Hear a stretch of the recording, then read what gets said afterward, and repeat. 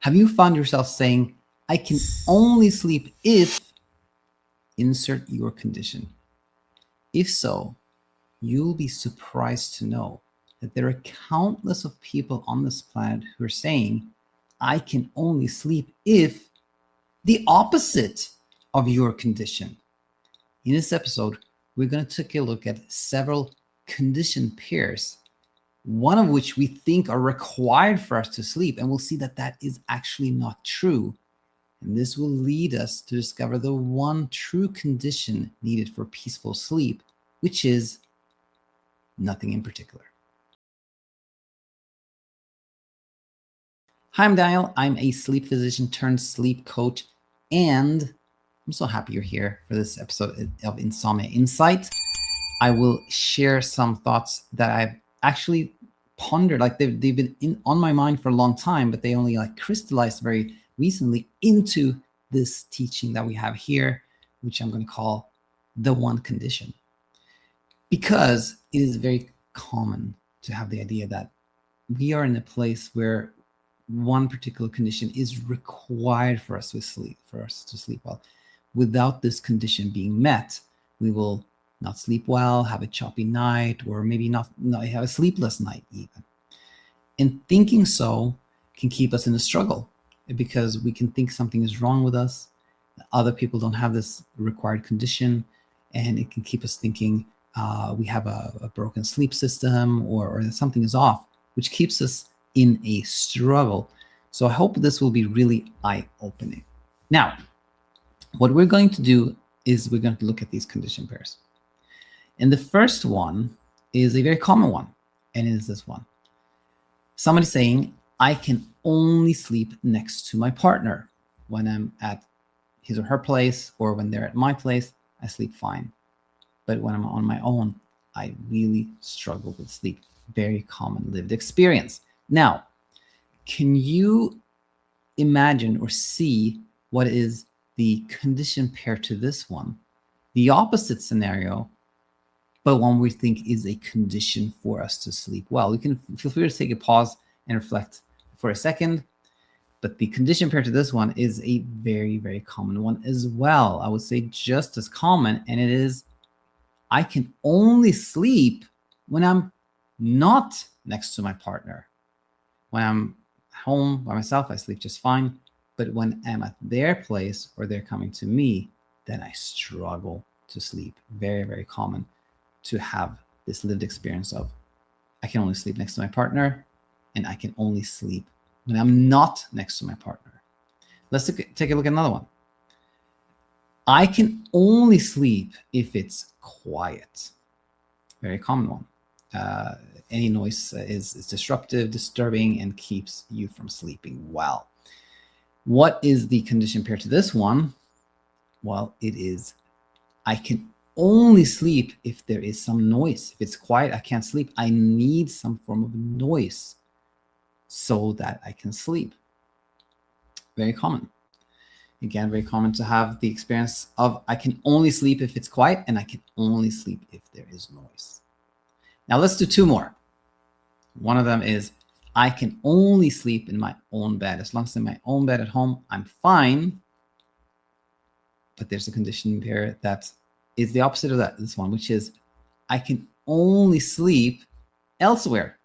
I can sleep anywhere but my own bed, on the couch, a spare bed, visiting people, fine. But in my own bed, I just cannot sleep in my own bed.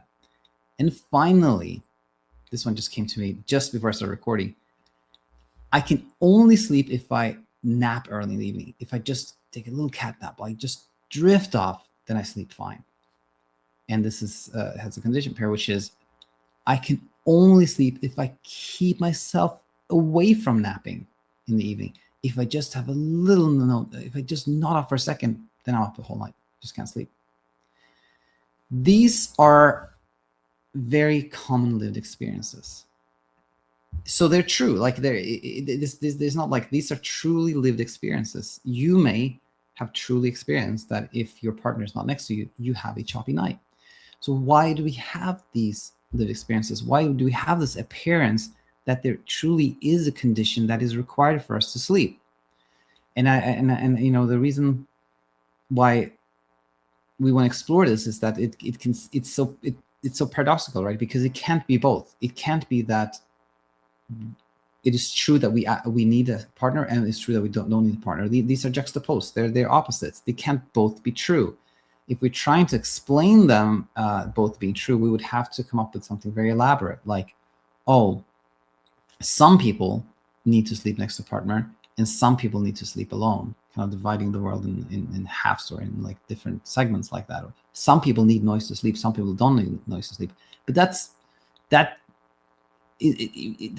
does not seem true to us, because we're all essentially the same, right? Our kidneys work the same way, our livers work the same way, our brain and our sleep system works the same way. So why would it be that some people have this one condition and another? It doesn't seem true. And there's another counter evidence to this, which is that we often have one experience and then another, one condition and then another. In fact, earlier this week, someone told me, when I was younger, I couldn't sleep without noise, and now I have this idea that I can't sleep if it's noisy, right? And that would be really hard to explain if we thought that, oh, well, some people are this, some people are that. So do we then change, go from one to the other? No, this is not the explanation. But we still have this question of, why are these true lived experiences?